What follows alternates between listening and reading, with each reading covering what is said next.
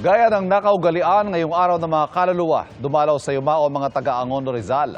At nakatutok live, si Nico Wahe. Nico. Ivan, kung marami sa ating mga kababayan ang pabalik na sa normal ngayong araw dahil may pasok na bukas, ang mga taga-Angono Rizal, tradisyon na raw na gunitain ang undas sa mismong All Souls Day. Ngayong araw ng mga kaluluwa o November 2, ang nakaugali ang pagdalaw sa mga yumao ng mga taga-Angono Rizal.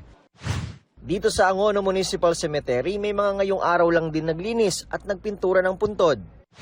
Na-late ng kasi may busy ako. Magkano pintura, sir? Ano lang sir, 250 lang to sir. Isa raw sa napansin ng mga taga-Angono, mas kakaunti ang mga pumunta ng sementeryo ngayong taon. Dati kasi siksikan, ngayon hindi na. Siguro kagabi pa yung iba nagpunta rito. Medyo hindi siya ganun karami at dahil may 31 tayo by 1 and of course nagkaroon sila ng chance para mauna yung iba at kung titingnan natin ang kabuuan ay hindi ganun kasikip. Sa pagsuyod naman namin sa Angono Municipal Cemetery, kapansin-pansing may mga nichong lubog sa baha, gaya ng nicho ng lola ni Bea. Mula noong ilibing ito rito noong 2018, palaging ganito ang sitwasyon. Medyo mahirap po pero ganun talaga.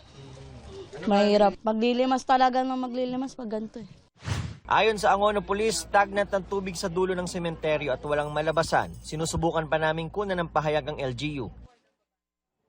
Sa isang pribadong sementeryo rito, ang himlayan ng dalawang national artists, ang muralist na si Carlos Botong Francisco at ang composer na si Lucio San Pedro. Mga Boy Scout ang bantay sa kanilang mga puntod.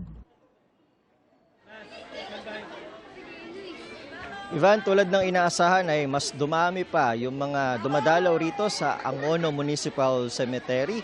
Siguro mga nasa alas 3 ng hapon kanina na magsimulang dumagsa yung mga dumadalaw rito at ayon sa Angono Police, nasa mahigit 10,000 na yung mga dumadalaw sa tatlong sementeryo rito sa Angono Rizal. Ayon naman sa Rizal Police Provincial Office ay naging payapa ang paggunita ng undas sa buong probinsya. Yan muna ang latest. Balik sa Ivan. Maraming salamat, Nico Wahe.